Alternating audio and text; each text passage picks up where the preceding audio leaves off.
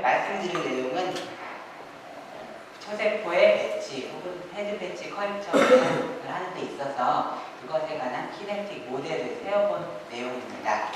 본 내용은 제가 학위과정 진행하면서 했던 연구 내용이고 현재는 8월에 졸업을 해서 한국생산기술연구원에 근무하고 있습니다. 모델링을 하는 목적은 모두들 알고 계시겠지만 애니멀셀 컬처의 비헤이비어를 예측하여서 컬처 컨디션을 최적화하는 데 목적이 있습니다. 간단히 말하면 실험을 할 수 없는 시간이 부족하다거나 자금이 부족할 때 모델링식을 세우는 것으로 가상 실험을 수행해보고 공정을 최적화하는 이러한 목적으로 모델링을 수행합니다. 제가 모델링을 수행한 공정은 배치 혹은 배드 배치 컬처로서 1리터 배양기에서 생물 반응기에서 배양한 것이고 초기세포 농도는 2곱하기15의 5승에서 1곱하기10의 6승 셀스/ml, 온도는 37도씨 혹은 저희 실험실 자체 개발 전략인 37도에서 33도씨로 배양 72시간째부터 24시간마다 왔다 갔다 해주는 이 방법, 이러한 조교 조건이 있고 pH는 6.8에서 7.2, 그 다음에 DO는 60%, 아지테이션 스피드는 45rpm으로 실험이 실제로 진행되었습니다. 키네틱 모델을 하는데 사용한 소프트웨어는 매스웍스사의 매트랩 프로그램을 사용했고 그 안에 시뮬링크라는 툴을 사용해서 모델링을 수행해 보았습니다. 먼저 보여드린 내용은 배치 컬처의 모델식입니다. 저의 모델식의 특징은 요 연구팀에서는 셀 그로스와 항체 농도에 대한 예측이 좀 잘 맞았고 요 연구팀에서는 글루코스나 글루타민 등의 에너지 소스의 소모와 관계되는 상황에서 예측을 잘 하는 것으로 판단되어서 요 두 팀의 모델식을 믹싱하고 저의 시스템에 맞게 나름대로 모디피케이션을 해본 상황입니다. 보시면 각 식마다 다양한 파라미터가 존재하는데 각각 식을 하나씩 보면서 설명을 드리겠습니다.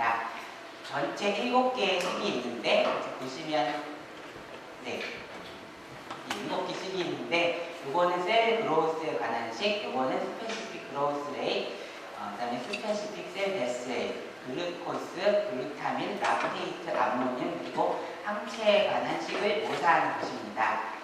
세포에 관한 식을 보시면 스페시픽 그로스 레이트에서 스페시픽 데스 레이트를 빼준 이러한 텀을 고려해 주었고 스페시픽 그로스 레이트에는 글루코스와 글루타민을 고려한 텀을 넣어 주었습니다.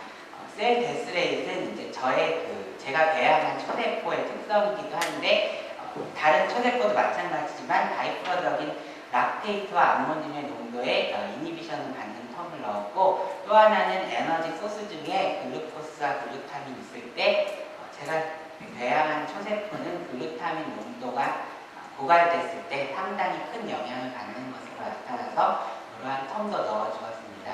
글루코스에 관한 식을 보시면 프로덕션을 위한 글루코스 소모분과 셀 메인티넌스를 위한 글루코스 소모텀을 고려해 주었고 글루타민도 생산에 관한 소모텀 그리고 이 부분은 글루타민은 그냥 배지대에 두었을 때도 자연적으로 디그레데이션 되기 때문에 그 부분을 고려한 텀을 넣어주었고 락테이트는 글루코스 대비 락테이트 일드를 고려한 텀을 곱해서 해줬고 글루타민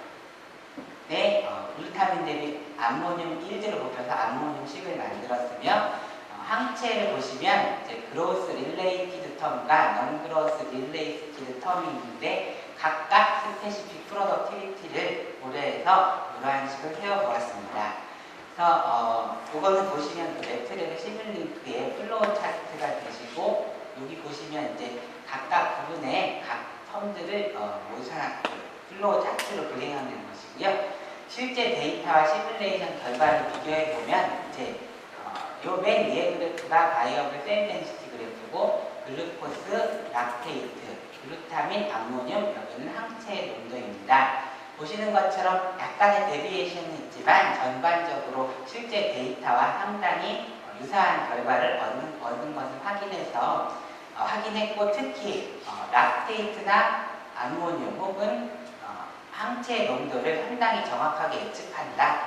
이런 결론을 내릴 수 있었습니다. 이 배치 모델링 식을 가지고 저 나름대로 저희 실험실 특수 전략인 주기적 온도 변화에 관한 것을 모델링을 수행해 보았습니다.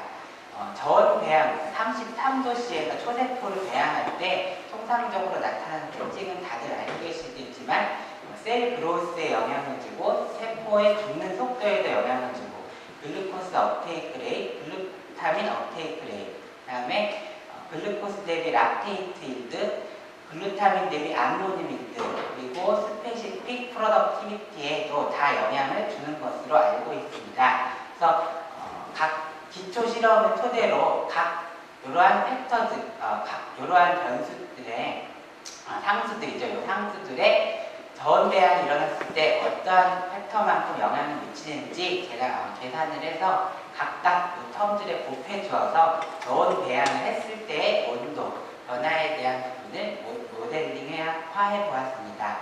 이 모델링의 특징은 또 하나는 이제 저온 배양을 할 때 보통은 전략상 처음부터 저온 배양을 하는 게 아니라 배양 중간에 저온 배양을 하는데 그러한 부분도 고려해 주기 위해서 보시면 이제 KT 각 텀인데 이 KT 값을 시간에 관한 스텝 펑션으로 나타내서 저온 배양을 하는 시점 또한 고려를 해 주었습니다.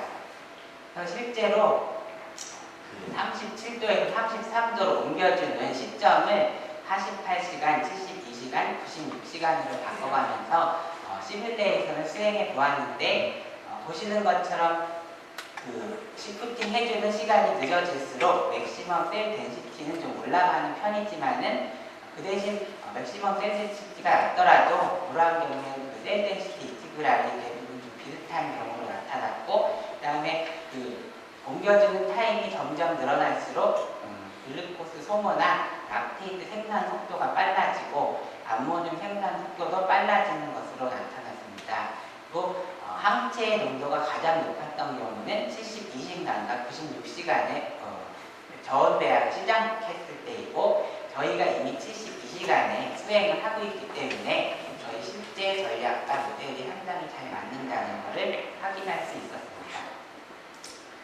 다음은 배드 배치 컬처의 모델링 식입니다. 보시면 배치 컬처의 식에서 이런 배드 배치를 고려하는 텀들이 간단히 추가된 상황이고 또 하나 제가 고려한 거는 초세포를 오랫동안 배양하다 보면 배양 후반에 락테이트를 탄소원으로도 사용하기 때문에 그러한 텀을 고려해 주었고 돼지 내 암모늄이 오랫동안 존재할 때 후반부에 좀 디그레데이션 되는 이런 경향도 보여서 그러한 것을 고려해 주는 텀.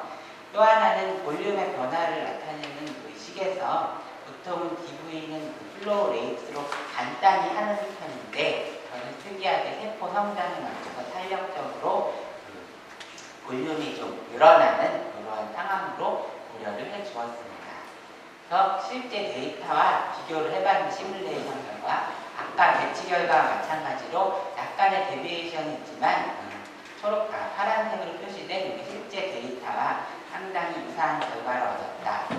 그래서 마지막으로 초기세포 농도를 다양하게 변화시켜줘 가면서 헤드 배치 컬처를 시뮬레이션 해 보았습니다. 그래서 2 곱하기 10의 5승에서 1.5 곱하기 10의 6승까지 초기세포 농도를 변화시켜 주었더니 예상대로 초기세포 성장이 빨라지면서 초기세포 농도가 증가하니까 얼리 페이즈, 즉 초반에 항체 생산 속도가 빨라지는 것을 확인할 수 있었습니다.